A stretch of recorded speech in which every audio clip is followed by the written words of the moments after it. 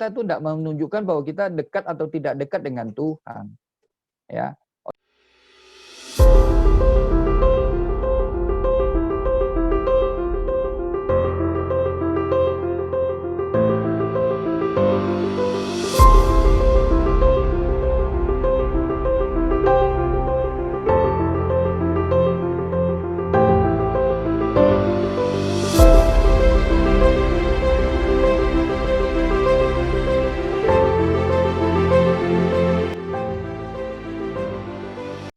Kita kembali lagi di channel Encounter God Ministry ini, yang kita punya kerinduan setiap orang yang mendengarkan setiap renungan yang ada, setiap apapun yang kita lakukan di Encounter channel ini, semua diberkati Tuhan dan mengalami Tuhan, tentunya semakin serupa dengan Tuhan.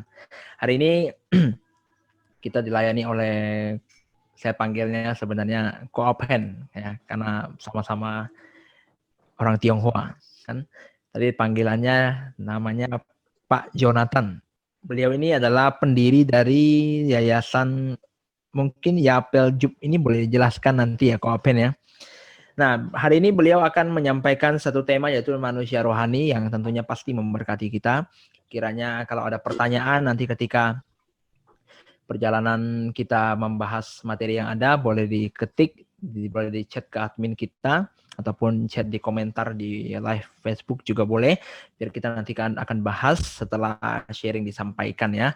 Dan kalau ada yang mau konseling ya, kita bisa, ada nomor yang kita cantumkan juga nanti di 0821 2180788889. Nanti akan saya tampilkan di bawah ya.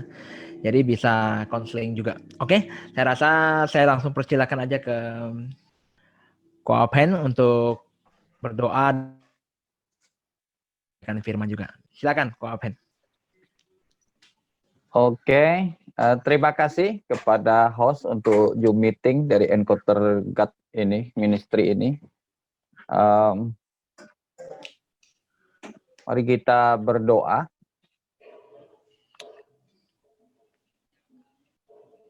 Bapa di dalam surga, Bapa yang baik, Bapa yang mengasihi kami bersyukur untuk malam ini. Dalam segala keadaan, Engkau terus beserta kami, Engkau tidak pernah membiarkan dan meninggalkan kami. Engkau beserta kami, Engkau Allah Immanuel. Untuk apapun yang terjadi dalam kehidupan kami, Tuhan, kami tahu Engkau ada bersama kami, bahkan mendatangkan kebaikan buat kami. Kalau malam ini Tuhan, kami mau belajar sebagian dari firman-Mu, biar Roh-Mu mengurapi kami, dan setiap perkataan yang disampaikan adalah roh dan hidup, dan kebenaran yang dari Tuhan akan memerdekakan dan menguduskan hidupan kami, untuk kami boleh semakin mengenal Engkau, dan terlebih boleh bergaul dekat dengan Engkau dalam kehidupan kami. Dengan demikian Tuhan mau pakai hidupan kami bagi kemuliaan nama-Mu. Bapa, terima kasih. Di dalam nama Tuhan Yesus kami berdoa mengucap syukur. Haleluya. Amin. Oke, selamat malam Amin. semua. Dan juga untuk setiap peserta Zoom meeting pada malam ini. Pertama-tama tentunya saya mengucap terima kasih kepada pelayan-pelayan Tuhan di Encounter God Ministry ini, yang memberi kesempatan kepada saya untuk menyampaikan firman Tuhan. Perkenalan singkat, nama saya Yonatan KP, SSI. Dan secara pribadi saya tidak mempunyai latar belakang teologi ya, tapi saya adalah seorang biologis, atau saya berkecimpung di dunia sains, yaitu belajar tentang mikrobiologi lingkungan. Tapi dari remaja saya sudah ditangkap Tuhan. Dan saya pribadi dari keluarga bukan Kristen, asal dari Pemangkat Kalbar, tidak jauh dari pelayanan Erik, mungkin sekitar 33 kiloan, mungkin kurang dari 1 jam naik motor sudah bisa ketemuan dengan Erik kalau mau ketemu dari kota asal saya. Nah, hari-hari ini saya tinggal di Serpong, beristri 1, punya 3 anak, 2 sudah kuliah, 1 masih SMP kelas 3. Nah, saya sendiri adalah pendiri dan ketua dari sebuah yayasan yang saya dirikan di tahun 2002 2005 yang saya beri nama Yapeljup, yaitu Yayasan Pelayanan Jadilah Umat Berkemenangan. Nah, pada kesempatan ini belum saya jelaskan secara detail, nanti mungkin pada waktu nanti kita dialog atau sharing, boleh kalau ada mau tanya dan seterusnya akan saya jelaskan. Mungkin saya langsung saja apa yang mau saya sampaikan pada malam ini, yaitu apa yang saya beri judul dengan manusia rohani. Ya. Nah, sebelumnya saya sadar sesadar-sadarnya bahwa mungkin masing-masing kita sangat berbeda secara manusia dari latar belakang, keluarga, suku dan segala macam ya. Terutama dalam hal iman ya. Kemudian dalam hal didikan Tuhan dan pengalaman pergaulan pribadi kita masing-masing dengan Tuhan. Nah, tapi saya percaya bahwa apa yang saya sampaikan pada malam ini dapat diterima, dapat dimengerti, dan bahkan tidak menjadi masalah atau kendala, karena yang saya mau sampaikan adalah firman Tuhan. Dan untuk mempersingkat waktu, mari kita perhatikan firman Tuhan di dalam 1 Yohanes yang kedua ayat 28-29 sampai dengan 1 Yohanes 3, 1 sampai ayat 3. Demikian firman Tuhan. Anak-anak Allah, maka sekarang anak-anakku, tinggallah di dalam Kristus, supaya apabila ia menyatakan dirinya, kita beroleh keberanian percaya dan tidak usah malu terhadap dia pada hari kedatangannya. Jikalau kamu tahu bahwa ia adalah benar, kamu harus tahu juga bahwa setiap orang yang berbuat kebenaran lahir daripadanya. Lihatlah betapa besarnya kasih yang dikaruniakan Bapa kepada kita, sehingga kita disebut anak-anak Allah. Dan memang kita adalah anak-anak Allah. Karena itu dunia tidak mengenal kita, sebab dunia tidak mengenal Dia.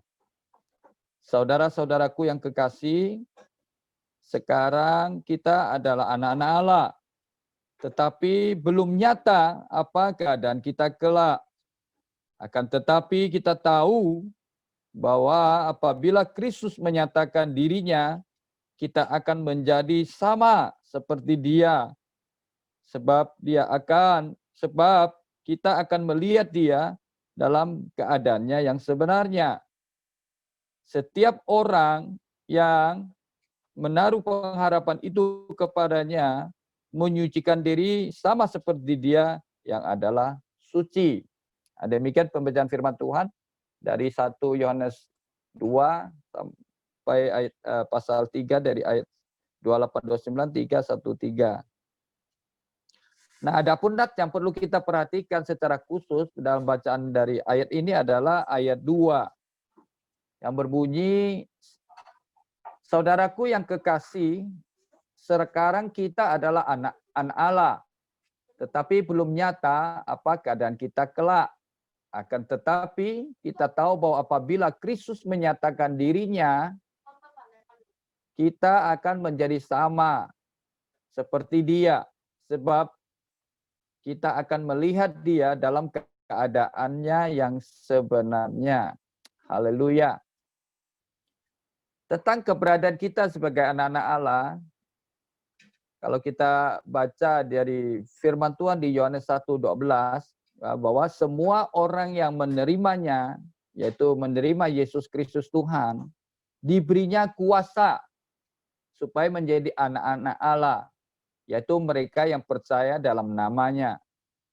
Ya, jadi seperti yang dikatakan di bagian dari 28-29 itu, bahwa kita diajak untuk mengingatkan kembali tentang hubungan kita dengan Kristus, maka diminta untuk tinggal di dalam Kristus.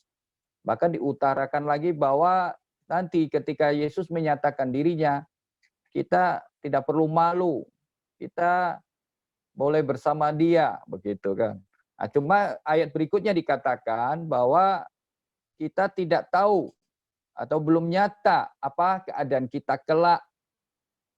Nah, ini yang perlu menjadi perhatian kita, ya. Sekalipun kita sudah diberikan satu status, satu posisi sebagai anak-anak Allah, bayangkan kita manusia biasa yang terbatas dapat menjadi anak dari Allah yang Maha Kuasa. Ini satu hal yang luar biasa yang harus kita sadari, yang harus kita mengerti, ya, bahwa kita adalah anak-anak Allah. Nah, cuma persoalannya tadi di ayat 2 itu dikatakan belum tahu, belum nyata apa keadaan kita kelak.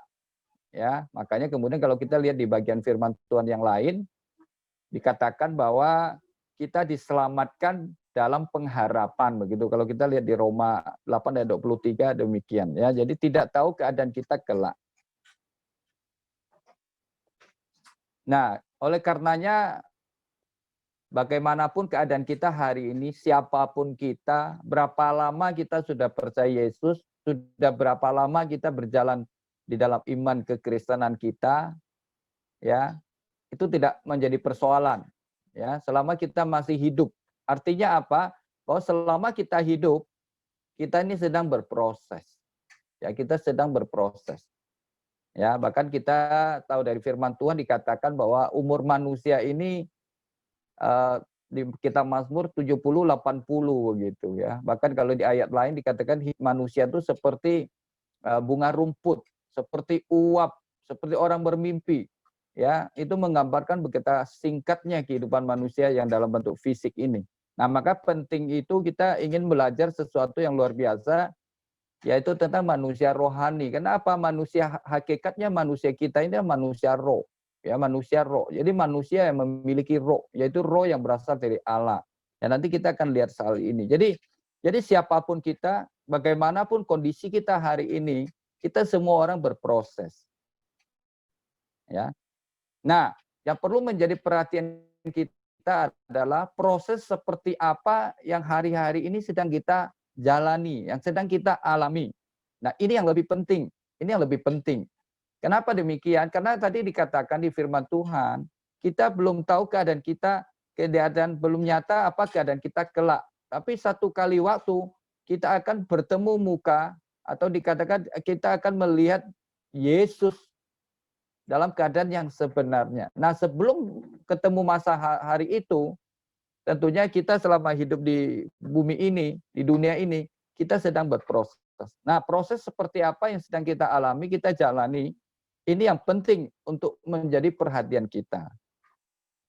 Ya, karena ini menjadi inti dari kehidupan kita selama di bumi ini menjadi orang percaya, ya, bagaimana kita berproses, ya. Nah, apalagi kalau kita lebih jauh melihat bahwa ada janji Tuhan, sekalipun belum tahu keadaan nantinya kita seperti apa, tapi janjinya adalah kita akan bertemu muka atau mengetahui Yesus dalam keadaan yang sebenarnya. Dan kita tahu kalau kita dari firman Tuhan di dalam Yohanes 4:24, kemudian juga dari 2 Korintus 3 ayat 17, di situ dikatakan baik Allah itu adalah roh. Tuhan itu roh. Ya, kita tahu sendiri bahwa roh dapat berhubungan dengan roh. Nah, sedangkan kita manusia ini daging. Ya, seperti halnya juga dikatakan di dalam firman Tuhan di Kejadian 6 ayat 3 pun sama. Bahwa tidak selama-lamanya rohku tinggal pada manusia, karena manusia itu daging adanya, bahkan hidup mereka cukup 120 tahun. Sedangkan kita tahu pada masa lalu manusia itu sampai ada yang 900 sekian tahun, ya. Seperti Metusala dan yang lainnya, ya. Nah, sementara manusia itu daging, roh Allah tidak selama-lamanya tinggal. Nah, tapi hakikat manusia itu sendiri adalah manusia memiliki roh, yaitu yang dikatakan rohnya berasal dari Allah, ya. Nah, oleh karenanya untuk menjadi perhatian bagaimana kita yang sementara ini fisik hari ini dapat nanti berjumpa muka dengan muka yang dengan Allah yang adalah roh. Nah, tentunya ada satu bagian dalam kehidupan kita yang perlu kita perhatikan lebih dari bagian lain, yaitu berhubungan dengan roh manusia itu sendiri. Ya. Jadi pada mulanya kita tahu bahwa kita baca di kitab Kejadian, pada mulanya Allah menciptakan manusia, yaitu manusia Adam, yaitu dia menjadi makhluk tapi belum hidup ketika Tuhan belum menghembuskan napas hidup. Ya, kalau kita lihat di Kejadian 2 ayat 7 itu, bahwa ketika Tuhan memberikan nafas hidup itu, maka manusia menjadi makhluk yang hidup. Nah, nafas hidupnya ini menunjuk kepada roh yang diberikan Allah kepada manusia. Ya. Nah, ketika manusia memiliki roh, lalu dia menjadi hidup. Seperti halnya kalau kita lihat di Yakobus pun sama. Ya, ketika menganalogikan iman dan perbuatan, bahwa seperti halnya tubuh tanpa roh itu mati. Ya, artinya apa? Hakikat manusia itu sebenarnya manusia roh. Ya. Nah, di situ ketika dikisahkan di penciptaan bahwa Allah membentuk manusia dari debu tanah, dia sudah menjadi makhluk tapi belum hidup ketika belum diberikan roh, nafas hidup itu, ya. Nah, tapi kemudian cerita berikutnya adalah manusia jatuh ke dalam dosa. Ya, ketika manusia jatuh dalam dosa itu dikatakan kalau kamu makan buah pengetahuan yang pohon dari pengetahuan yang baik dan jahat ini kamu akan mati. Nah, ternyata itu terjadi karena Hawa digoda oleh si ular yang adalah penjelmaan dari iblis itu sendiri, akhirnya jatuh dalam dosa, kemudian dia dikatakan mati. Ternyata mereka tidak mati secara fisik, karena ternyata mereka masih sempat diusir keluar dari Taman Eden. Nah, tapi mati di sini menunjuk kepada satu hubungan yang terputus. Karena kita juga bisa membaca dari beberapa bagian di kitab Kejadian itu di Taman Eden itu, bahwa Tuhan kerap datang ke taman itu untuk bertemu dengan Adam. Ketika Adam memberi nama, kemudian ketika menciptakan manusia perempuan, ya, Hawa dan seterusnya. Nah, bahkan ketika manusia jatuh dalam dosa sekalipun, Tuhan masih sempat ke sana, bahkan Alkitab mencatat dalam keadaan suasana sejuk, Tuhan datang dan mendapati manusia, tapi manusia sudah menyembunyikan dirinya. Dan di situ ada satu hubungan pergaulan Allah dengan manusia. Nah, kondisi seperti ini yang nantinya mau dikembalikan. Bahkan selama manusia hidup di bumi ini sekalipun, dari cerita tentang perjalanan bangsa Israel, Allah selalu ingin ada di tengah-tengah umatnya. Maka dikatakan selalu aku ingin menjadi Allah mereka. Aku mau tinggal di tengah-tengah di antara kalian. Kau akan menjadi anakku laki-laki, anakku perempuan dan seterusnya. Makanya kemudian dia memilih bangsa Israel menjadi umat pilihannya. Ya, jadi dari situ kelihatan bahwa Allah dari semula menjadikan manusia itu memiliki roh yang memiliki unsur atau hakikat kekekalan. Jadi manusia rohnya, karena roh yang memberi hidup itu. Ya, nah dari situ kita bisa melihat bahwa dari semula memang Allah ingin menjadikan manusia itu menjadi sekutunya. Ya, bahkan kita melihat ada satu bagian yang dimana Allah menciptakan manusia untuk menyembahnya, dapat bergaul karib, dan itu sudah tampak dari tokoh-tokoh Alkitab bagaimana Abraham pun disebut sahabat Allah, Nuh dikatakan bergaul dekat, Ayub dikatakan bergaul dekat. Jadi dari semula seperti itu, sekalipun hari itu Yesus belum ada. Nah, singkat cerita bagi kita yang hidup di zaman sekarang, ya, bahwa setelah kejatuhan Adam, hubungan Allah dengan manusia terputus. Nah, kemudian diberikanlah Yesus. Ya, Yesus datang menebus manusia, ya, bagi kita yang sudah percaya ini kita artinya sudah ditebus. Nah, tentunya bagi mereka yang belum, bahkan yang belum sungguh-sungguh belum menjadikan Yesus juru selamat pribadinya, ya artinya mereka belum ada pendamaian dengan Allah. Tapi bagi kita yang sudah percaya Yesus, kita sudah ditebus dan sudah menjadi anak-anaknya, ya. Nah, Yesus memulihkan itu. Artinya ketika kita percaya Yesus seperti sekarang ini, kita sudah punya akses dapat membangun hubungan dengan Tuhan yang adalah roh itu, yaitu melalui roh kita. Ya. Jadi karena apa? Karena kata selamat ini sendiri sebenarnya adalah satu usaha Allah untuk mengembalikan manusia pada rancangannya yang semula. Karena kita tahu bahwa Allah menciptakan manusia menurut gambar dan rupanya. Diciptakannya manusia itu. Nah, dia ingin kembalikan dari ke situ dan supaya dapat bergaul dengan Tuhan. Bahkan kalau kita lihat di dalam firman Allah di 1 Korintus 15:45 di situ dikatakan manusia pertama Adam menjadi makhluk yang hidup. Ya, tadi sudah dibentuk, diberikan nafas hidup, diberi roh, dia jadi makhluk hidup. Tetapi Adam yang akhir yang menunjuk kepada Yesus Kristus Tuhan kita, dia menjadi roh yang menghidupkan. Ya, jadi setiap kita yang percaya Yesus ada roh yang sudah diperbarui, ya sekalipun manusia di luar Yesus juga ada roh, ya, tapi kitanya yang ada di dalam Kristus sudah memiliki roh yang diperbarui, yang kemudian menerima hidup yang dari Tuhan, yang kemudian kita sebut dengan Zoe, ya. Jadi kalau saya sebagai seorang biologis belajar tentang bios, tentang hidup, ya hidup yang berhubungan dengan fisik ini, ya. Ya, seperti yang dimiliki oleh binatang dan seterusnya. Ya, makanya saya belajar tentang taksonomi, saya belajar tentang hewan, tentang tumbuhan dan seterusnya, tentang makhluk hidup itu bios. Tapi kalau kita berhubungan dengan hidup yang dari Yesus, aku memberinya hidup itu Zoe, ya, yang punya unsur kekekalan. Nah, karena itulah makanya dikatakan Tuhan menjadikan segala sesuatu indah pada waktunya di Pengkhotbah 3:11 itu. Dan memberi kekekalan dalam hatinya. Karena manusia hakikatnya adalah makhluk roh, ada rohnya. Ya, demikiannya firman Tuhan tadi sudah kita saya sempat singgung. Seperti halnya tubuh tanpa roh adalah mati, ketika menggambarkan tentang perbuatan dan iman.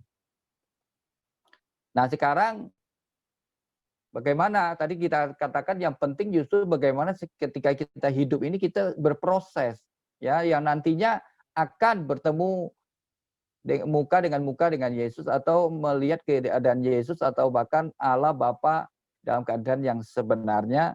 Nah, itu bagaimana kita berproses. Itu jauh lebih penting, ya. Nah, jadi kemudian pertanyaannya, nah bagian mana yang harusnya menjadi perhatian kita atau menjadi titik berat dalam kehidupan kita hari-hari ini? Ya, tadi saya sudah singgung bahwa betapa singkatnya kehidupan itu. Bahkan digambarkan Alkitab menggambarkan seperti uap, seperti bunga rumput. Ya. Nah, tentunya secara keseluruhan semua bagian dalam kehidupan kita itu perlu dibangun, ya. Ya baik dalam hal fisik tubuh ini, ya, ya butuh sehat, butuh olahraga. Kemudian jiwa yang berhubungan dengan pikiran, perasaan dan juga kehendak ini pun perlu dibangun dengan rajin belajar misalnya, ya. Nah, terlebih dari itu adalah bagaimana kita memperhatikan manusia roh kita, ya, karena roh ini yang kekal. Ya, manusia tidak seperti makhluk hidup yang lain, sekalipun secara biologis dia masukkan di dalam taksonomi dari kelompok famili Homidae, ya, karena kita tahu nama manusia Homo sapien. Homidae itu adalah masih masuk kelompok monyet, ya. Itu secara biologis. Tapi kita manusia memiliki roh, adalah ciptaan Allah, ya. Dan bahkan hal ini pun disadari oleh Ayub. Ya, Ayub sendiri sadar betul tentang keadaannya sebagai ciptaan. Seperti yang kalau kita mau baca pun bisa di Ayub 33 ayat 4, di situ dikatakan bahwa roh Allah telah membuat aku dan nafasnya maha kuasa membuat aku hidup, ya. Kalau kita lihat di dalam Ayub 33 ayat 4 itu. Nah, kemudian bahkan lebih tegas lagi di Ayub 34, 14, 15 dengan tegas dia katakan, jikalau ia menarik kembali rohnya dan mengembalikan nafasnya padanya, maka binasalah bersama-sama segala yang hidup dan kembalilah manusia kepada debu. Nah, bayangkan, apakah kita memiliki kesadaran seperti itu? Ya, tadi sudah sempat saya singgung dari cerita kejadian atau penciptaan itu, Allah memberi napas hidup, roh. Ayub menyadari itu, bahwa dia diciptakan Allah. Dia terima roh, napasnya Allah. Nah, ketika kalau roh itu kembali, taulah bahwa dia akan binasa. Bahkan semua yang hidup dikatakan akan binasa dan manusia kembali kepada debu. Hal ini pun jangan jelas dicatat di Pengkhotbah 12 ayat 7. Di situ dikatakan bahwa nah, ketika manusia mati, rohnya kembali kepada Allah dan tubuhnya kembali ke debu di mana dia berasal, ya. Nah, betapa pentingnya kita memperhatikan itu, ya. Bagaimana bagian mananya? Nah, karena apa? Karena penting kita membangun ketiga bagian baik roh, jiwa, tubuh kita karena apa? Karena Allah sendiri menghendaki demikian, atau Allah yang memberi perintah itu. Sejak di perjanjian lama pun kita kerap membaca tentang kemudian dikaitkan Yesus dengan hukum yang terutama, yang utama itu. Kasihilah Tuhan Allahmu dengan segenap hati, dengan segenap jiwa, dengan segenap akal budi, dan dengan segenap kekuatan. Ya, hati di sini menunjuk kepada manusia roh itu sendiri, ya. Jadi pada bagian lain kalau kita melihat ada bacaan tentang hati-hati itu berhubungan dengan manusia rohani itu sendiri, ya. Nah, kalau demikian sesungguhnya seperti apakah manusia rohani ini kalau dalam perspektif kita sekarang, lah manusia rohani ini adalah manusia-manusia yang sudah percaya kepada Yesus. Ya, sudah dipendamaikan. Roh yang tadinya dikatakan ketika kamu makan buah pengetahuan baik dan jahat ini, engkau akan mati. Ya, artinya sudah berdosa setelah kehilangan kemuliaan Allah oleh Yesus dikembalikan. Ya, jadi bahwa manusia rohani itu adalah manusia yang percaya kepada Yesus dan sudah menerima Roh Kudus. Ya, roh yang memberi hidup. Ya, bahkan dikatakan tadi bahwa Adam pertama makhluk hidup, tapi roh Adam yang akhir adalah roh yang memberi hidup, ya. Jadi yang dikatakan manusia rohani di sini adalah manusia yang memiliki Roh Kudus, atau dikatakan orang-orang yang percaya kepada Yesus dan memiliki Roh Kudus, ya. Itu penting sekali, ya, untuk kita mengerti. Jadi bagaimana kita sekalipun secara kehidupan ini ada berupa fisik, tapi kita ini adalah manusia rohani, ya, manusia rohani. Nah, hal ini dengan tegas dikatakan di dalam 1 Korintus 2 ayat 13, ya. Di situ dengan tegas dikatakan, dan karena kami menafsirkan hal-hal rohani kepada mereka yang mempunyai Roh Kudus. Kami berkata-kata tentang karunia-karunia Allah dengan perkataan-perkataan yang bukan diajarkan kepada kami oleh hikmat manusia, tetapi oleh Roh. Dalam hal ini adalah Roh Kudus. Ya, tadi saya katakan bahwa manusia rohani adalah manusia-manusia yang sudah percaya Yesus, artinya sudah ditebus, sudah dipendamaikan, rohnya sudah diperbarui, memiliki akses, dan kita dapat bergaul lagi dengan Tuhan dalam roh. Kalau kita lihat kembali di dalam Yohanes yang keempat ayat 24, itu dikatakan Allah itu roh. Jadi orang yang mau menyembah Allah itu harus menyembahnya dalam roh dan kebenaran, ya. Jadi di sini penting untuk kita menyadari bahwa sekalipun kita hidup secara fisik ini, ya nantinya semua akan mati istilahnya kalau kita tidak mengalami pengangkatan, rapture, atau kemudian mengalami perubahan fisik menjadi tubuh kebangkitan seperti di dalam Alkitab di 1 Korintus 15 itu, ya kita semua akan mati. Tapi manusia itu tidak mati dalam konteks bahwa dia akan hilang begitu saja. Ya, karena kalau kita lihat di Ibrani 9 ayat 27 pun dikatakan seperti halnya manusia ditetapkan mati satu kali dan kemudian dia akan dihakimi. Jadi langkah berikutnya setelah manusia mati akan dihakimi. Kenapa? Karena dia menerima roh yang dari Tuhan. Ya, adakah kita hari ini percaya Tuhan atau tidak? Kemudian apakah mereka orang percaya Yesus atau tidak?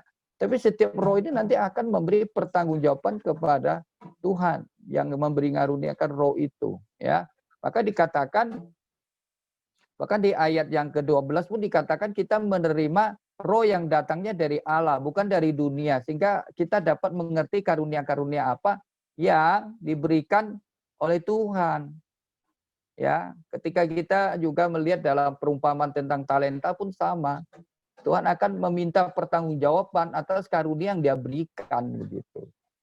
Ya, bahkan di dalam Yakobus pun dikatakan bukan tanpa alasan. Alkitab mengatakan roh yang ditempatkan Allah di manusia itu diingininya dengan cemburu. Ini harus menjadi teman sekerja kita. Kalau kita lihat misalnya di Roma 8 ayat 16 pun sama. Roh Allah akan bersaksi bersama roh kita bahwa kita anak-anaknya. Jadi roh kita yang sudah diperbarui, sudah terima Yesus ini sudah memiliki akses. Kita dapat bergaul dekat dengan Tuhan. Nah, manusia roh ini yang harus selalu menjadi perhatian untuk kita bangun. Tidak hanya semata-mata tertuju pada fisik, makan, minum, rekreasi, ya beraktivitas, sekalipun memang itu pun perlu dibangun ya, supaya kita sehat secara fisik, dapat bepergian kemana-mana, tidak jatuh sakit dan seterusnya. Jiwa pun sama, perasaan pun harus diolah supaya kita mempunyai emotional quotient yang bagus, karena itu akan memudahkan kita untuk membangun hubungan, menjadi saksi Tuhan yang baik. Ya, dalam hal pikiran pun kita harus banyak belajar supaya berpengetahuan, ya, cerdas, cerdik, smart dan seterusnya. Nah, terlebih dari itu semua, manusia rohnya kita ini harus dibangun, ya. Ya, nanti kita lihat bagaimana cara membangunnya, ya. Nah, oleh karenanya dan satu hal juga sehubungan dengan manusia roh ini, di bagian lain Alkitab pun Rasul Paulus menggunakan istilah batinia, ya batinia. Di 2 Korintus 4 ayat 16 dia dikatakan bahwa sekalipun secara lahiriah manusia lahiriahnya makin merosot, tapi manusia batinianya dia diperbarui dari hari ke hari, ya. Jadi dari sini kita melihat bahwa sesungguhnya manusia roh itu memang ada. Walaupun banyak orang belum dapat mengaktifkannya, belum dapat bersungguh-sungguh punya kesadaran, ya, yang dapat berhubungan dengan Allah adalah roh itu sendiri. Kalau kita lihat di Roma 8, 26, 27 jelas sekali.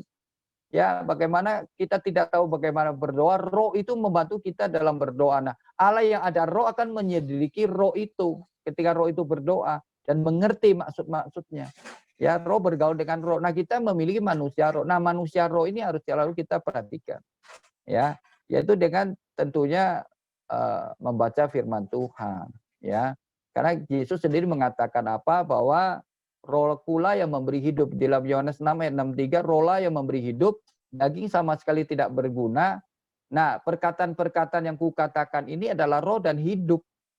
Jadi supaya kita bisa roh manusia, roh kita mendapat makanan, suplai makanan yang cukup seperti halnya fisik kita makan, bergizi dan seterusnya, ya kita harus banyak membaca firman Tuhan, karena itu roh, itu makanan roh, mengerti janji Tuhan, mengerti perintah Tuhan, dan melakukannya dalam kehidupan kita, maka roh kita itu akan kuat.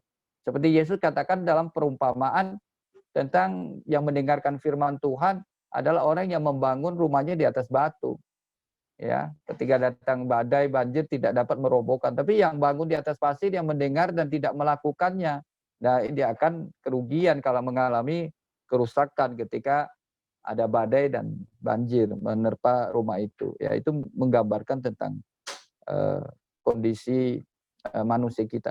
Nah, secara keseluruhan kalau kita berbicara tentang manusia rohani yang berproses ini, nah dalam Alkitab, ya dalam studi saya paling tidak saya mendapati banyak sekali ya poin-poin yang dapat menjadi perhatian kita, menjadi kita bagaimana mengukur sampai sejauh mana kita berproses. Apakah proses yang kita jalanin hari-hari ini sudah sesuai belum? Ya, bahkan kalau kita lihat di Alkitab di Filipi pun dikatakan, hendaklah engkau hidup berpadanan dengan Injil itu. Sudah sesuai belum? Kalau di dalam Yosua dikatakan, hendaklah engkau membaca, memperkatakan firman itu siang dan malam, dimanapun kau berada, supaya kamu berpegang kepada apa-apa yang tercatat, supaya perjalananmu berhasil dan beruntung. Apakah kita sudah melakukannya dengan benar belum dalam kehidupan kita? Kan kita nggak tahu kan kapan kita akan mati, ya.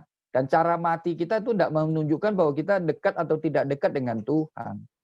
Ya, oleh karenanya ya kita harus selalu pada posisi berjaga-jaga. Ya, bahkan Alkitab terus mengatakan itu berjaga-jaga ya dan seterusnya gitu kan. Jadi bahwa kita harus bisa mengecek kondisi kita apakah pembangunan atau pertumbuhan manusia roh kita ini sudah sesuai belum gitu kan. Nah, paling tidak saya mencatat ada beberapa yang semuanya ada Alkitabnya sih, ada ayatnya gitu. Karena memang dari beberapa bagian ya. Dan di paling tidak orang yang manusia rohani itu dia percaya sungguh-sungguh kepada Tuhan Yesus ya, karena itu justru awal mulanya ya. Kemudian tentunya tidak hanya kepada Yesus, tapi dia ada dan kita punya Bapa, punya Roh Kudus. Jadi percaya sungguh-sungguh pada Tuhan Yesus Kristus, Bapa, Roh Kudus, dan mengenalnya secara pribadi lewat kebenaran-kebenaran Alkitab dan dalam pengalaman hidup. Ya, ketika kita sudah menjadi manusia rohani itu kita punya akses untuk bergaul dekat dengan Allah. Yang dulunya berdosa sudah diampuni, kita sudah punya akses dapat bergaul. Ya, bahkan pada kondisi orang tertentu yang berkarunia dapat mendengar suara Tuhan, bahkan audible atau melalui karunia roh dan seterusnya, ya. Jadi orang yang manusia roh ini percaya sungguh-sungguh kepada Tuhan dan mengenalnya secara pribadi, ya, baik melalui kebenaran Alkitab atau melalui pengalaman hidupnya. Ya, tentunya semua prosesnya harus teruji ya, karena kita tahu sendiri di dalam kehidupan ini juga banyak sekali ragi atau ajaran-ajaran sesat atau ajaran yang salah tentang hal-hal berhubungan dengan Yesus atau dengan Allah itu sendiri, ya. Nah, kemudian orang-orang manusia rohani ini yakin karena dia sudah punya Roh Kudus bahwa dia akan mempunyai karunia-karunia roh atau karunia-karunia lain. Ya, karena itulah makanya nanti ketika manusia mati dihakimi itu mereka harus mempertanggungjawabkan apa-apa yang sudah Tuhan percayakan dalam kehidupannya lewat roh yang dia berikan begitu. Ya. Nah, tentunya tidak hanya menekankan tentang karunia roh, tapi juga mempunyai buah-buah roh, ya. Dan kita tahu buah roh itu sendiri di Galatia 5 ayat 22 23 itu. Nah, caranya adalah kita terus mengecek ini apakah itu sudah ada dalam kehidupan kita. Yang berikutnya lagi bahwa manusia rohani itu karena dia dekat sama Allah, taulah bahwa dia akan mudah mengampuni, ya, dan tidak menyimpan kesalahan orang lain. Karena kita belajar dari Alkitab bahwa kalau kamu tidak mengampuni, Bapamu juga tidak akan mengampuni. Jadi manusia rohani yang punya akses kepada Allah pasti mudah mengampuni. Ya, manusia tidak luput dari salah. Demikian juga orang terhadap kita pun sama. Ya, kita mudah mengampuni dan tidak menyimpan kesalahan orang lain. Nah, kemudian yang lain lagi bahwa manusia rohani ini suka melayani dan bertanggung jawab. Ya, ini penting sekali.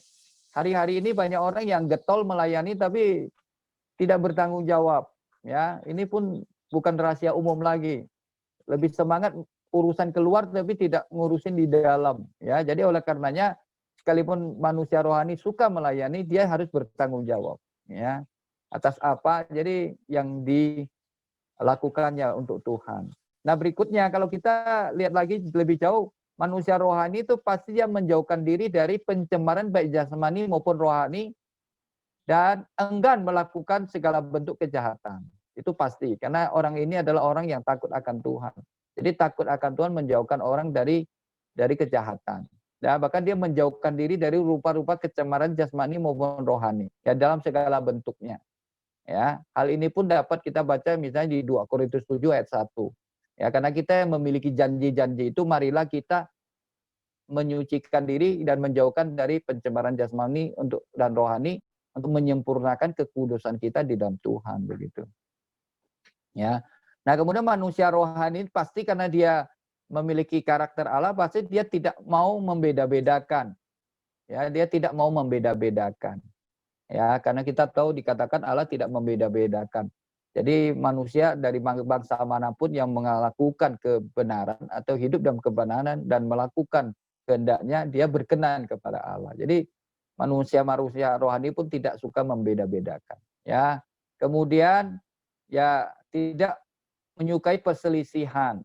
Ya, kalau kita baca di 1 Korintus 3 nanti dari ayat 2-3 itu jelas sekali, ya. Di situ dikatakan kalau kita manusia-manusia masih ada perselisihan, membeda-bedakan, taulah bahwa orang ini dikatakan manusiawi.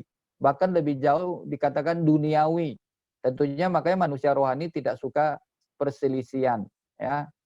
Kemudian lagi karakter yang menonjol dari orang lain yang manusia rohani pasti dia tuh lemah lembut, dia rendah hati dan sabar. Ya, ini karakter utama yang dimiliki oleh manusia rohani. Ya, kita bisa menjadikan itu refleksi buat diri kita. Ya, yang lain-lainnya banyak. Ya, terlalu banyak kalau kita melihat bagian. Ya, bahwa manusia rohani pasti mau dipimpin oleh Roh. Karena kita lihat di dalam Roma 8:14. Setiap orang yang dipimpin oleh Roh Allah, dia adalah anak-anak Allah misalnya. Atau di Galatia 5 ayat 24 bahwa setiap orang yang menjadi milik Kristus sudah menyalibkan daging dengan segala hawa nafsunya. Ya, ayat 25 kalau dia hidup oleh Roh, hendaklah hidupnya dipimpin oleh Roh. Ya, itu banyak sekali ayat-ayatnya. Ya. Nah, dan yang penting juga untuk kita mengerti manusia rohani itu pasti dia rela menderita oleh kehendak Allah atau karena kebenaran. Ya, itu penting sekali. Ya. Nah, yang mungkin yang terakhir dari keseluruhan dari manusia rohani adalah dia sadar bahwa dia harus terus diperbaharui. Ini penting sekali ya, harus diperbaharui kehidupan kita. Ya, dapat kita baca di Kolose 3 ayat yang ke-9 dan 10. Ya. Karena kamu telah menanggalkan manusia lama, ya, manusia lama di situ berhubungan dengan yang duniawi dan manusiawi itu serta kelakuannya dan telah mengenakan manusia baru yang kita sebut dengan manusia rohani yang terus-menerus diperbaharui, ya, dan seterusnya untuk mengenal pengetahuan benar untuk mengenal Allah atau Khaliknya. Ya, di situ kita belajar bahwa manusia rohani sadar bahwa dia harus terus diperbarui. Kita selalu ada kurangnya, ada cacatnya. Ya, bukan berarti bahwa ketika kita sudah ditebus Yesus, kita nggak bisa berbuat salah atau tidak bisa berdosa lagi. Ada kemungkinan, ada peluang. Manusia di hidup di dunia tidak pernah resisten terhadap cobaan, godaan, dan bisa juga jatuh kalau tidak hati-hati. Ya, tapi kejatuhan kita itu adalah kita yang menentukan begitu. Karena kita sudah berkemenangan di dalam Kristus. Ya, kita tidak boleh suka mencari kambing hitam, bahkan mengutip ayat yang sesungguhnya tidak tepat. Roh itu penurit, daging itu lemah, dan seterusnya. Ya, kita harus kuat di dalam Tuhan. Karena ada ayatnya, adalah engkau kuat di dalam Tuhan, di dalam kekuatan kuasanya. Haleluya. Demikianlah share firman Tuhan pada malam ini, kiranya boleh menjadi perhatian kita semua untuk kita memperhatikan akan kehidupan rohani kita, manusia roh kita. Ya, nanti kalau ada mau sharing, mau tambahkan, kemudian mau memberikan bahkan peneguhan dan juga pertanyaan, kembalikan kepada host. Terpujilah nama Tuhan. Haleluya. Amin. Amin. Thank you Ko Pen buat sharingnya. Luar biasa, penting sekali untuk kita bangun manusia roh kita ya. Tadi Amen. katanya saya mau tanya nih, ada pertanyaan dari boleh di unmute Sam. Oke. Baik, Ko Jonathan. Ini aku ada pertanyaan. Ya, silakan. Jadi Ko Jonathan ini tadi kan menjelaskan bahwa kita tuh supaya bisa melatih tubuh, jiwa, dan roh kita secara optimal. Namun gimana dengan cara supaya beberapa orang nih, mereka tuh udah punya jadwal kerjaan, jadwal tugas kantor atau kuliah yang padat banget, nyita waktu banget, nyita energi banget, dan akhirnya mereka tuh cuma fokus pada kerjaan dan tugas-tugas kuliah seperti itu. Ada nggak tips supaya mereka tuh bisa menyeimbangkan, supaya bisa mengoptimalkan 3 aspek ini, tubuh, jiwa, dan roh, dan nggak timpang sebelah seperti itu? Oke, terima kasih untuk pertanyaannya. Nah, ini selalu menjadi persoalan ya, dan saya sampai hari ini pun sangat tidak menyukai dengan istilah keseimbangan. Kita harus ada mencapai keseimbangan hidup antara jasmani dan rohani. Itu sebenarnya mimpi di siang bolong ya. Itu cuma hanya bahasa idealis saja. Kita tidak akan pernah mencapai itu. Ya, tapi kita bersyukur kepada Tuhan bahwa Allah Bapa dan janji Tuhan Yesus adalah sudah memberi kita Roh Kudus. Ya, kalau kita belajar untuk bergaul dengan Roh Kudus bahwa semua itu nggak jadi masalah. Kita jangan menitik beratkan pada aktivitas begitu. Harus banyak berdoa, lama berdoa baru kita merasa kita dekat sama Tuhan. Tidak juga, ya. Kemudian apakah ketika kita tidak rutin berolahraga bahwa kita juga bisa jadi tidak sehat dan seterusnya. Ya, bagaimana kita menjalani hari hidup kita, bagaimana supaya baik tubuh, jiwa, dan roh kita terpelihara adalah sedapat-dapatnya kita melakukan aktivitas yang kita bisa.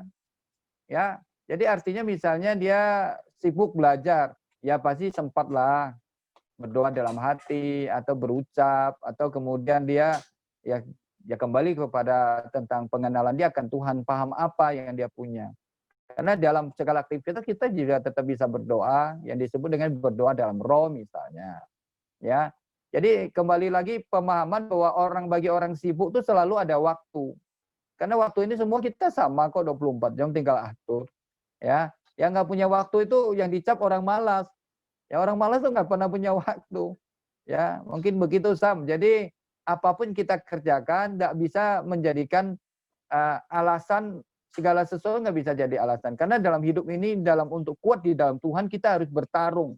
Bahasanya tuh bertarung, harus fight begitu. Karena dunia ini akan terus menyeret kita untuk tidak mendekatkan diri kita pada Tuhan dengan sungguh-sungguh gitu.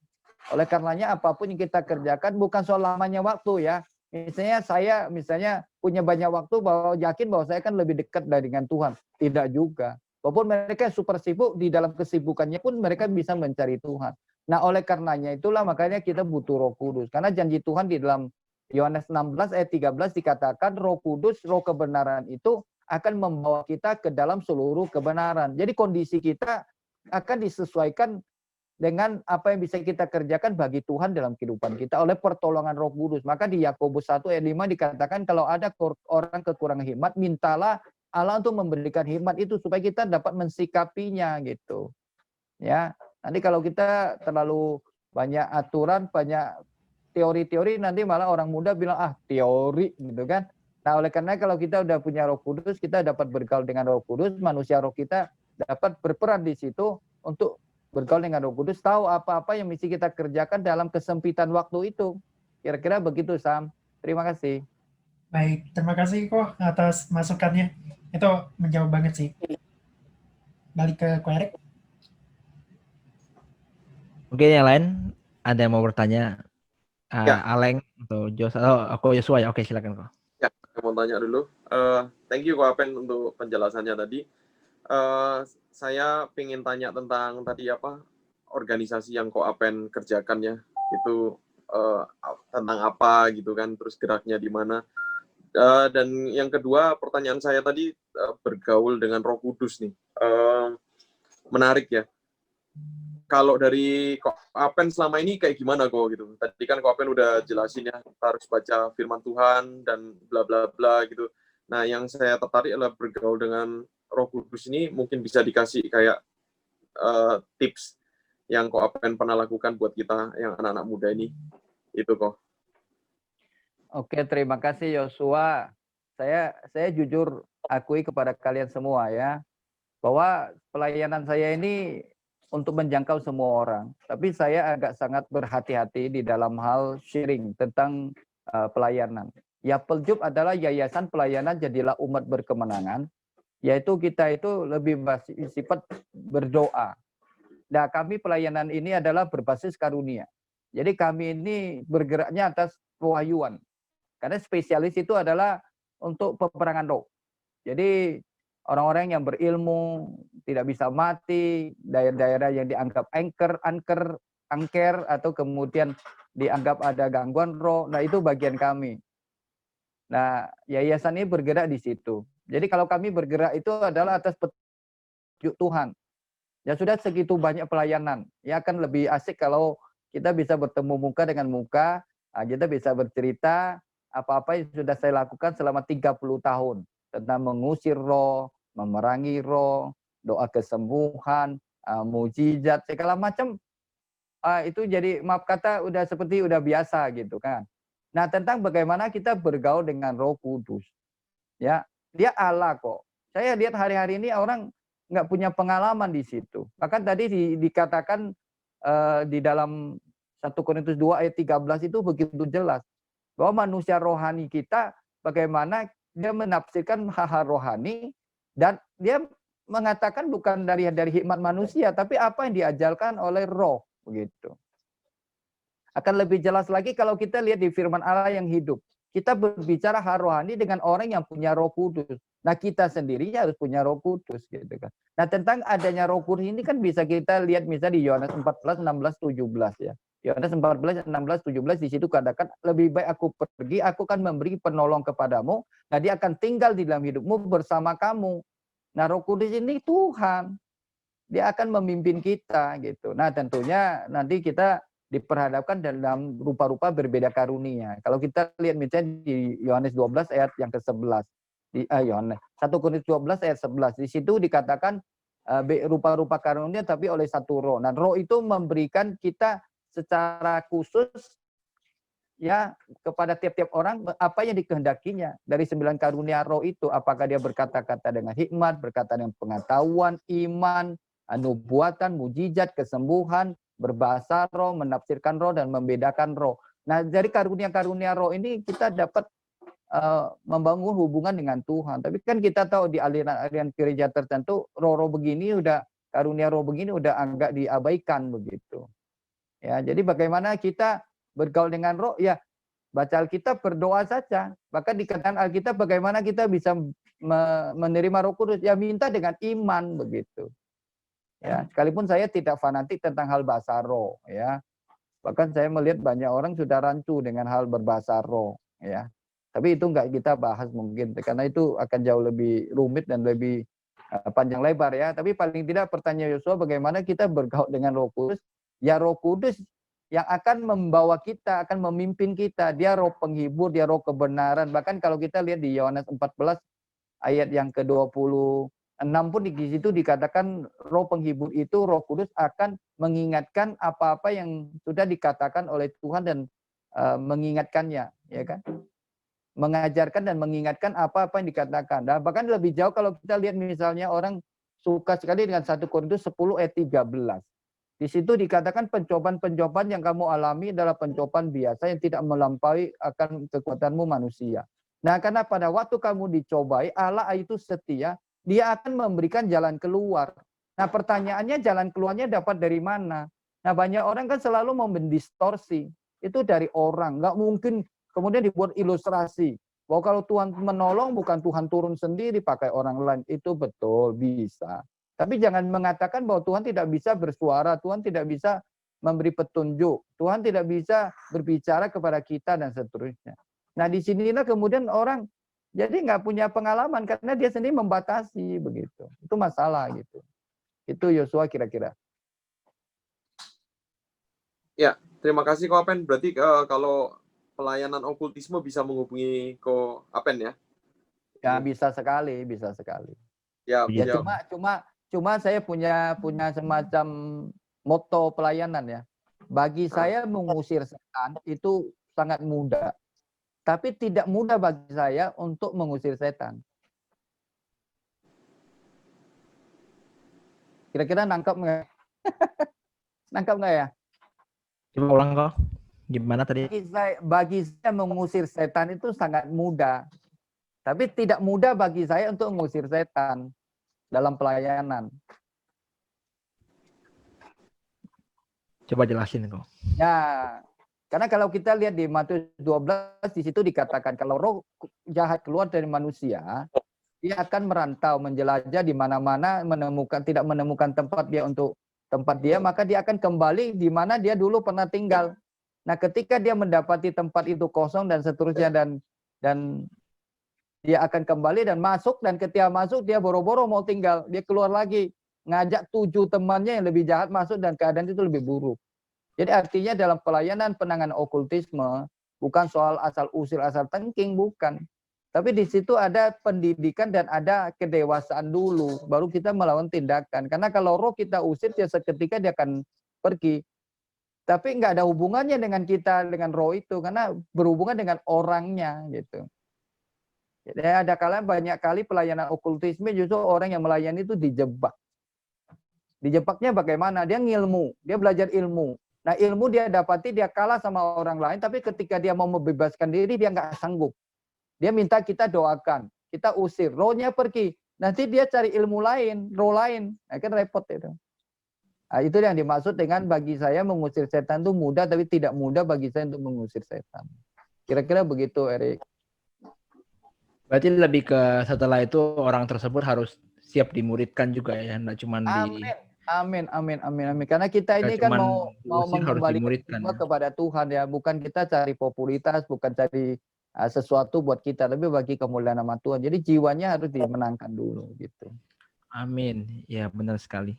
Saya setuju sih. Memang pengalaman selama pelayanan seperti ini yang paling sulit itu gampang untuk melayani hal seperti itu, tetapi tidak gampang untuk mereka yang kembali lagi nggak mau dimuridkan, nggak mau diajar, nggak mau dibentuk supaya jauh lebih baik. Benar ya gitu ya, Ko Apen ya? Iya. Yeah.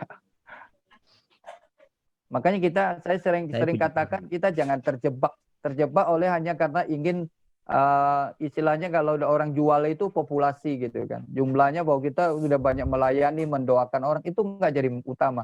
Karena utamanya itu adalah bagaimana tindakan kita dalam nama Tuhan harus bagi kemuliaan nama Tuhan. Begitu. Nah, jadi tindakan, makanya kami pelayanan Yapel ini bergerak atas petunjuk Tuhan yang saya sebut sebagai pewahyuan begitu. Jadi kalau kita bergerak orang ini harus bagaimana, ya tinggal lakukan saja. Nah setelah kita melakukan pun, maaf kata, kita tidak ada dorongan, tidak ada perasaan bahwa ini adalah kita begitu. Itu hampir-hampir nggak pernah itu. Saya 30 tahun pelayanan nggak pernah merasa saya pernah melakukan apa-apa untuk Tuhan. Aneh ya. Sedangkan kalau saya cerita, itu jangankan saya, orang lah bangga, orang dia kaget, oh ini kok engkau disertai Tuhan, kata dia, tapi saya nggak pernah merasa apa, karena saya hanya melakukan apa yang Tuhan suruh gitu. Ya makanya saya bilang saya dalam hal ini agak tertutup dalam men-sharekan pelayanan itu sendiri gitu. Karena apa? Karena akan banyak orang nggak ngerti gitu. Tapi kalau kita dalam forum begini pengen belajar, ya saya kan share apa adanya gitu. Kira-kira begitu Erik, Yosua, dan Samuel. Puji Tuhan ya. Luar biasa. Memang kita cuman alatnya Tuhan. Kemuliaan bagi nama Tuhan, bukan untuk kita ya. Kita ibaratnya ya cuman tumpang lewat. Ibaratnya Tuhan pakai kita aja. Sebagai pipa untuk menyalurkan kuasa Tuhan gitu kan. Tapi kita cuman pipanya, bukan kuasanya. Oke, ini ada pertanyaan kok. Ya. Ini mungkin sebuah saran atau langkah praktis ya kok ya untuk orang-orang yang seperti ini pertanyaannya. Banyak orang yang udah percaya kepada Tuhan, cuman puas dengan keselamatan yang dia terima. Maksudnya dia bilang, oh saya udah Kristen, saya udah percaya, pokoknya saya percaya. Tetapi kehidupan nyatanya itu mereka nggak mau sama sekali namanya bukan membayar harga mungkin ini lebih ke kerinduan untuk mendekat kepada Tuhan atau kita sebut membangun manusia roh kita. Mereka cuek dan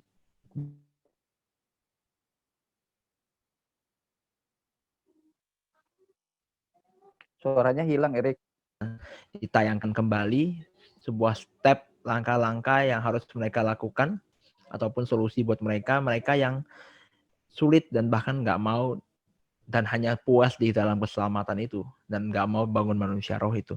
Mungkin bisa jadi langkah praktis untuk teman-teman kita gitu kok. Oke, terima kasih Erik. Apa-apa yang ditanyakan yang ditanyakan ini ada sesuatu yang sangat menarik ya. Mengapa demikian? Karena hari ini kita melihat ada apa namanya ya? Ada kondisi seperti itu sebenarnya. Ada ya karena memang ada ketidakberdayaan, ada ketidakmampuan begitu. Tapi satu hal yang harus kita mengerti bahwa kita semua harus menjadi saksi Tuhan lewat apapun juga.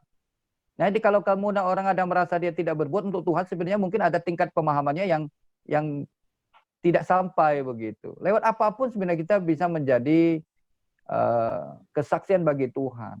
Apalagi kalau kita lihat dari Roma 8 ayat 16 itu. Baiklah roh kita bersaksi bersama Roh Kudus, atau Roh Kudus bersaksi bersama roh kita. Selama kita hidup dalam kondisi apapun, selagi kita ada rohnya, kita pasti bersaksi kok. Ya. Tapi kalau kemudian kita ingin menghubungkan dengan penginjilan, pelayanan, perbuatan-perbuatan khusus berhubungan dengan kerohanian atau kegerejaan, ya mungkin tidak semua orang mampu begitu. Tapi tidak berarti juga mereka tidak bisa menjadi saksi Tuhan. Tapi harus saya ingatkan juga kepada saudara-saudara sekalian, satu hal yang harus kita ingat, di dalam kitab Wahyu dikatakan bahwa ketika ada orang mati di dalam Tuhan, dikatakan berbahagialah. Kalau kita dilihat di Wahyu 14 ayat 13 itu Wahyu 14, bahwa berbahagialah orang-orang yang mati di dalam Tuhan hari ini. Mereka akan berhenti dari jerih lelah mereka. Jadi mereka do something, bukan do nothing begitu. Kalau kita lihat di dalam 2 Korintus yang ke-5 ayat 10 pun sama. Kita semua harus menghadap tata pengadilan Kristus untuk menerima apa-apa yang dia lakukan dalam hidupnya, baik atau jahat. Jadi semuanya harus dipertanggungjawabkan begitu. Tentunya kita masing-masing punya tugas panggilan itu. Ya, bukan soal banyak sedikitnya gitu. Misalnya sebagai contoh saya harus membandingkan dengan Erik masuk pedalaman, membangun jemaat, menjangkau jiwa-jiwa. Mungkin saya maaf kata cuma banyak di rumahnya gitu, tapi jangan berkata bahwa saya tidak melakukan sesuatu untuk Tuhan. Ya saya melakukannya untuk Tuhan sesuai apa yang Tuhan percaya untuk saya kerjakan begitu. Amin. Nah gitu, jadi artinya sekalipun memang pasif gitu. Ya itu nanti mereka tidak akan menerima banyak dari Tuhan. Kalau kita lihat di Wahyu 22, mulai ayat 10, 11 itu. Aku Tuhan Yesus datang segera, akan membawa upah. Ya kan, membawa upah. Upah berdasarkan apa? Kalau kita nggak melakukan apa-apa, ya rugilah. Ya kan? Tuhan sudah memberikan kita rohnya, memberikan karunia. Lah kenapa fasilitas itu semua nggak kita pergunakan? Dan kita tahu sekalipun ada Tuhan yang dikecam bahwa kamu ini kejam, ya kan? Menuai di mana kamu tidak menabur. Nah kenapa 1 talenta kamu kubur? Titip dong ke orang yang saya kasih 5 apa 2. Nggak bisa jadi alasan begitu. Jadi saya katakan orang ini adalah kalau betul dia tidak melakukan, dia rugi. Kalau dia tidak ada keberdayaan, dia dalam bentuk lain pasti dia juga pasti jadi saksi Tuhan. Yang kita butuhkan ada kesadaran saja sih. Ya kesadaran, bukan dihakimi bahwa dia tidak melakukan apa, dia tidak sungguh-sungguh melakukan, nggak ada kepentingannya buat kita sebenarnya, ya kan? Jadi artinya kalau praktisnya ya lewat hidup kita saja. Bahkan kita lebih jauh kita akan dikatakan kita ada surat-surat Kristus yang terbuka yang dapat dilihat dan dibaca semua orang. Ya kalau kita lihat di 2 Korintus 3 ayat 2, 3 dan seterusnya kan. Jadi sebenarnya hidup kita ini di mana roh kita ada, ya kita bersaksi sebenarnya. Apapun. Ya tentunya kesaksian yang baik, yang memuliakan nama Tuhan. Mulai dari ucapan-ucapan yang membangun. Maka dikatakan di Efesus 4, 9. Ya kan? Janganlah ada perkataan kotor keluar dari mulutmu, tapi pergunakan kata-kata yang baik di mana perlu. Untuk membangun supaya orang beroleh kasih karunia. Masih dikasih label di mana perlu loh. Kita menegur orang alkitabiah tapi tidak dalam segala keadaan, tidak memperhatikan orang, memperhatikan situasi, main hantam kromo, enggak juga. Tetap harus berhikmat, terukur. Bahkan kalau kita lihat di 2 Timotius 4 ayat yang kedua, 3 itu jelas. Di situ katakan tegurlah apa yang salah harus dalam bentuk pengajaran dan penuh kesabaran. Enggak serta-merta satu kali tegur pengen dia berubah. Nah, kita pun sekali tegur enggak berubah kali. Nah, itulah sifat manusia ingin mengalami yang namanya double ganda ya. Ya, standar ganda gitu maksud saya. Jadi pengen orang cepat kitanya lambat, pengen kita orang berubah kitanya yang susah berubah. Nah, ini yang perlu dididik kita, yang perlu dipersoalkannya kitanya gitu. Kira-kira begitu, Erik. Terima kasih. Amin. Ya, mungkin masih adakah pertanyaan? Ko Yosua, Aleng ada pertanyaan Aleng? Aleng ini orang Sekura. Bisa ngomong bahasa yang sama dengan Ko Apen. Oke. Thank you buat Ko Apen ya.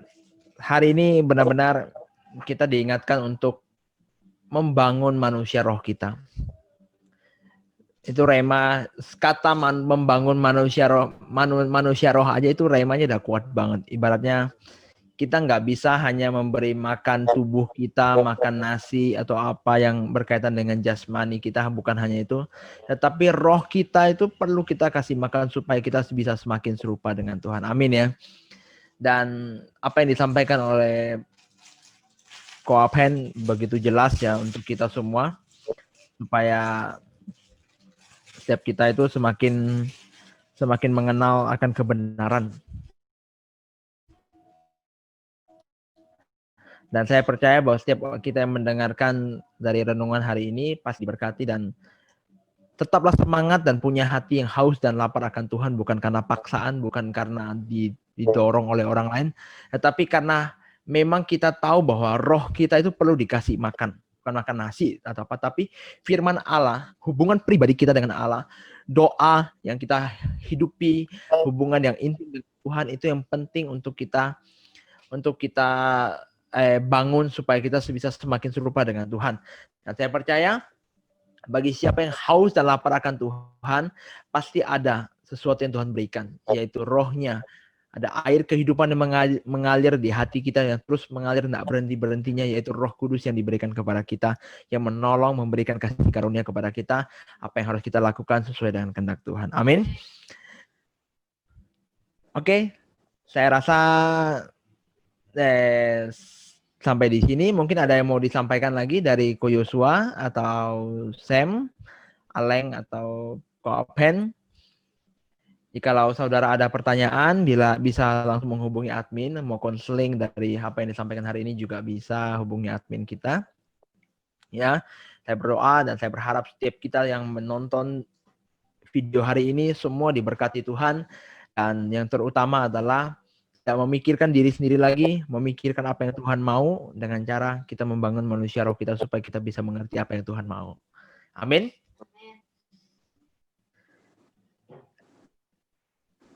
Tadi Ko Open kayaknya putus ya. Oke, saya mungkin langsung serahkan, waktunya juga sudah selesai. Thank you buat Ko Open dan sharing buat kita di Encounter God ini. Kiranya Tuhan terus pakai Ko Open untuk di dalam pelayanan di yayasan yang telah dibangun untuk jadi berkat dimanapun. Apalagi di zaman COVID ini, saya percaya bahwa pasti banyak yang Tuhan akan kerjakan dalam hidup kita. Amin ya. Thank you Ko Open, dan saya serahkan ke Ko Yosua untuk berdoa untuk kita semua yang telah ada di Encounter God malam ini. Ya, mungkin kalau ada pokok-pokok doa bisa di-submit. Ada yang mau didoakan dari teman-teman? Tadi saya menangkap dari penjelasan Ko Apen, satu yang merema buat saya adalah kita perlu Roh Kudus ya.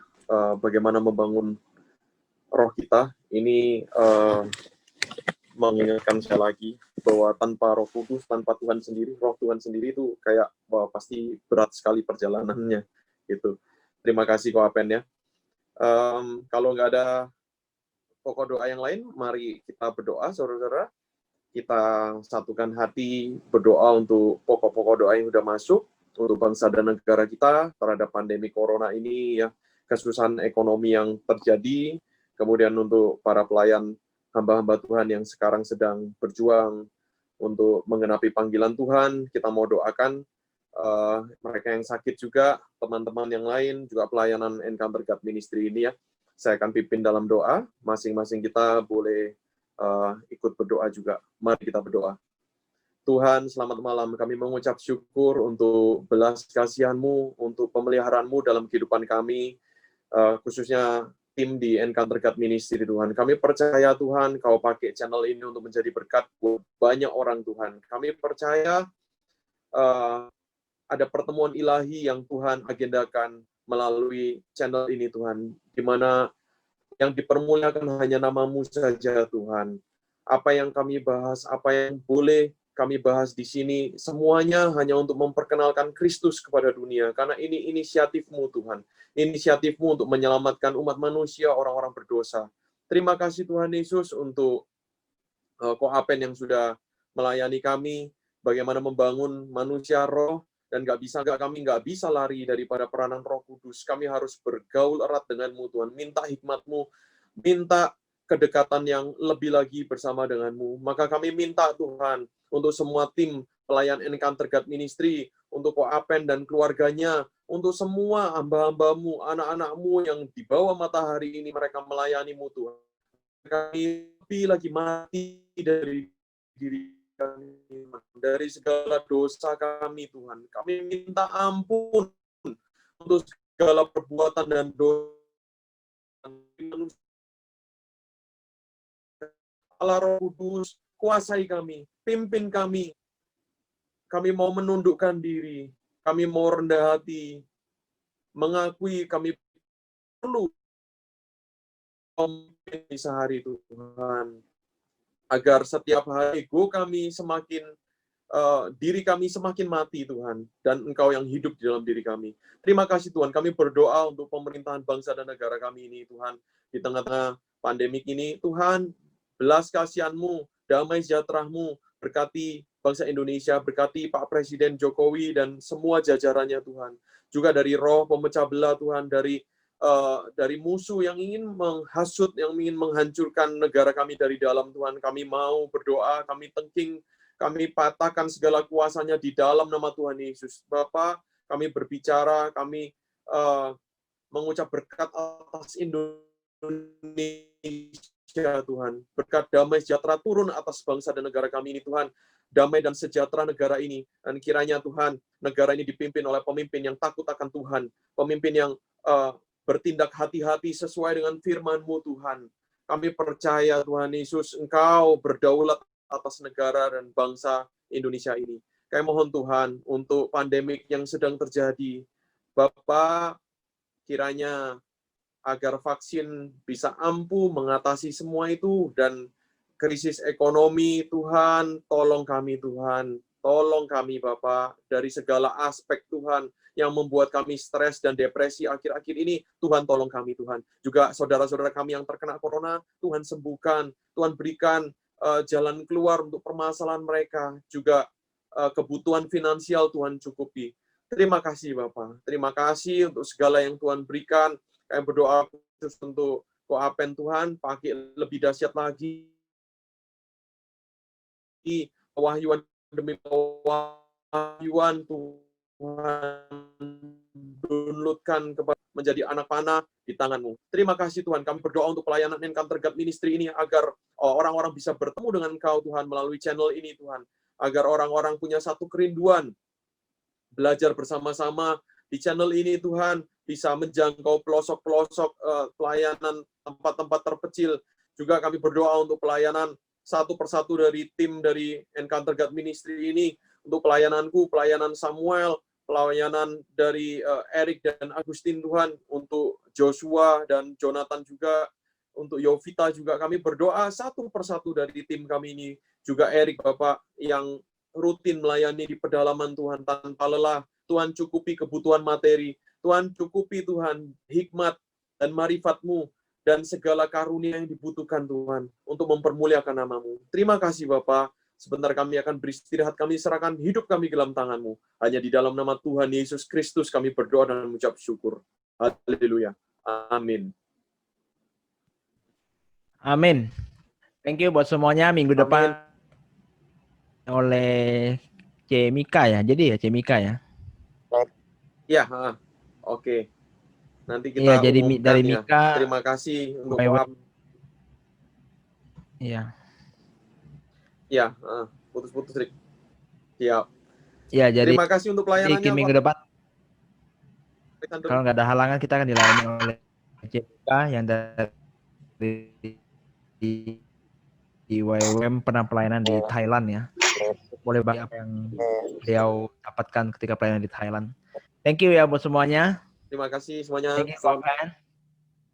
Selamat malam semuanya. Thank you udah mau join. Selamat malam semuanya. Best. Bye-bye.